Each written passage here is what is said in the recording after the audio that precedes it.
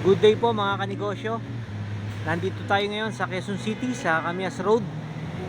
Dito po sa Kaeskwela Sportswear. Ito po ay digital printing, sublimation, printing po para sa mga uniform. Isang napakagandang business po para sa mga kababayan natin na nag-iisip pa lang ng pwedeng manegosyo. Ito po ay isang napakagandang negosyo na in demand po sa panahon natin ngayon.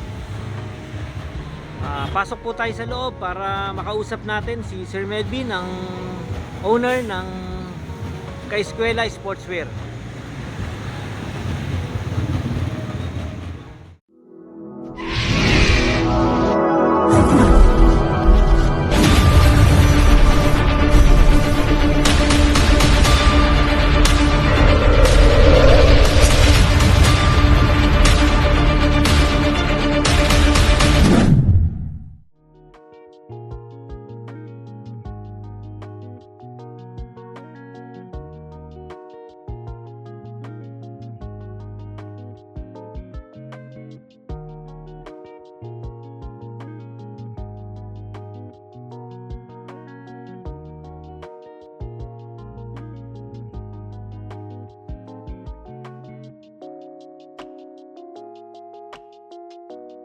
Good morning po Sir Melvin. Hi, good morning sir.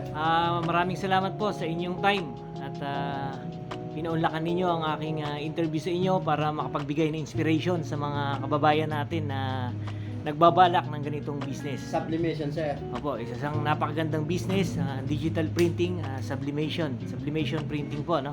Opo sir. Okay, Sir Melvin, gaano na po katagal ang inyong business? Matagal na to sir, 20 years na sir. 20 years?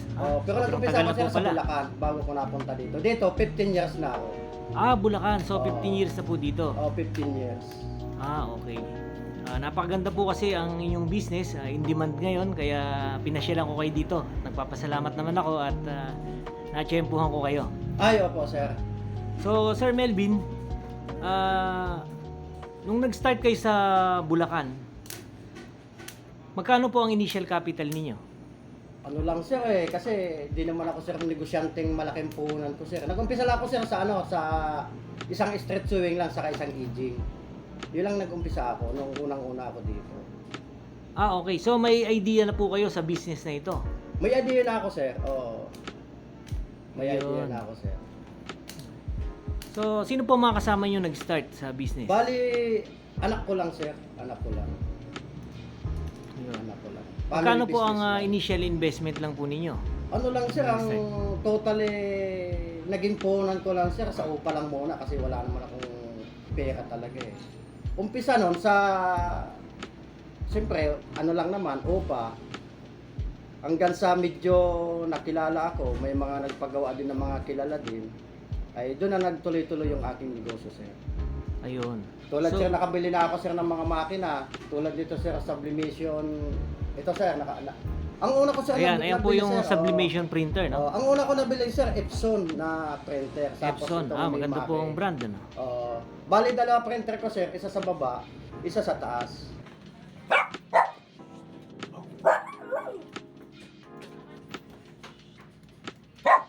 Ano mga atang sound series eh. Okay lang. Ayun. Tapos ang production ko naman sir sa tahe, diyan din sa loob. Ayun, okay. So, kayo na rin po ang nagdi-design. Bali sir, yung ano ko sir nagdi-design, tapos sir mayroon din akong tao na nagdi-design. Bali, 4 yung designer ko sir. Okay. So, originally po, tiga Bulacan ba kayo? Taga Bicol ako sir. Bicol. Nag-umpisa ako Malayo sir po dito pala. lang dito lang sir sa Bulacan lang din. Ayun.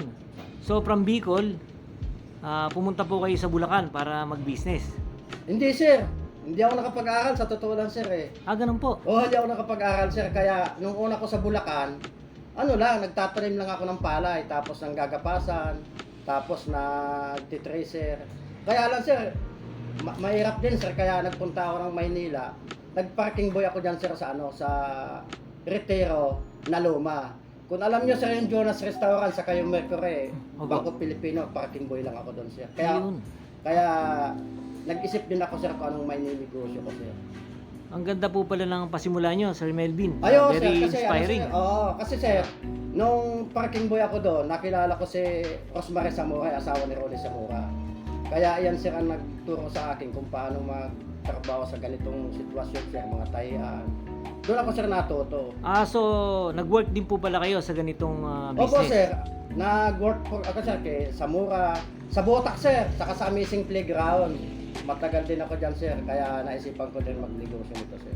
Ayun, kaya po pala may idea na kayo sa Opo business. sir. So ngayon, nandito po kayo sa Quezon City. 15 years na po, ano? Dito sa Quezon Opo sir, City. 15 years. Okay. Maganda naman po ang takbo ng business, so dahil ang Quezon City talagang center of business po talaga eh. Nakakakuha din sir kahit pa konti-konti dahil sa may mga kakilala din, kaibigan, kaya medyo nakakakuha din ng customer. Ayun.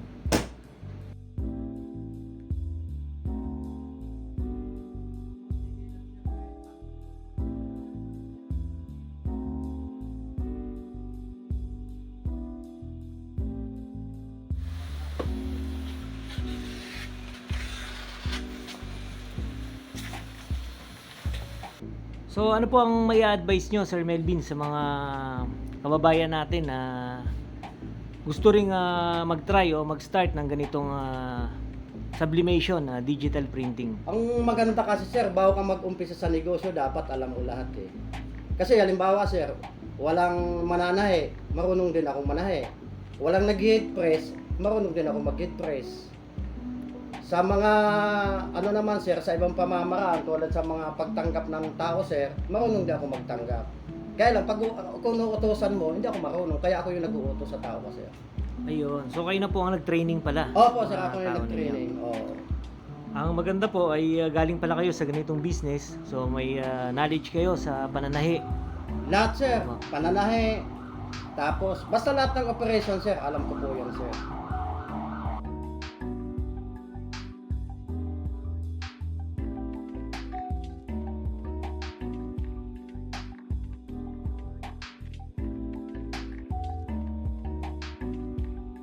Yun. Kaya kumpleto po pala talaga, no? Opo. Maraming salamat po, Sir Melvin, no, sa inyong time. Salamat Ah, nga pala sir. Opo. At very inspiring po pala yung pasimula ninyo. Nagsimula kayo sa maliit hanggang sa mapalaki Opo sir. ang inyong business. Ito, so kilalang kilala na ngayon dito sa Quezon City ang Kaeskwela. Kaya Eskwela Sport rin nga pala, kung sino magpapagawa, sublimation, jogging pant, jacket, varsity jacket, sando, kahit ano pa man, basta related sa sublimation. Punta lang kayo dito sa Kaeskwela Sportwear. 19A, kami as room. Ayun. So ang price naman po natin, Sir Melvin, ay very competitive naman po, ano? Opo sir. Pag ano sir, depende sa usapan, may presyong kaibigan, may presyong kumpare, may presyong kapatid. Kaya lahat ng presyo sir, binibigay ko sa customer, magkaroon lang sila sir ng gawa. Ayun. So, kaya ini-invite po namin lahat ng mga may requirements ng ganitong sublimation uniform. Punta lang po kayo dito, ipopost po namin ang contact number ni Sir Melvin at complete address dito sa screen. Okay, thank you so much po Sir Melvin sa inyong time, Ay, no? salamat ka pala sir sa pagpunta niyo dito sir, sa Kaeskwela Sport. Okay, at sigurado pong may inspire ng ating mga kababayan na magpasimula ng ganitong business at sa mga nangangailangan naman ng sublimation na uniform, punta lang po kayo dito sa Kaeskwela Sportswear ni Sir Melvin. Thank you so much po, Sir Melvin. Thank you din sir.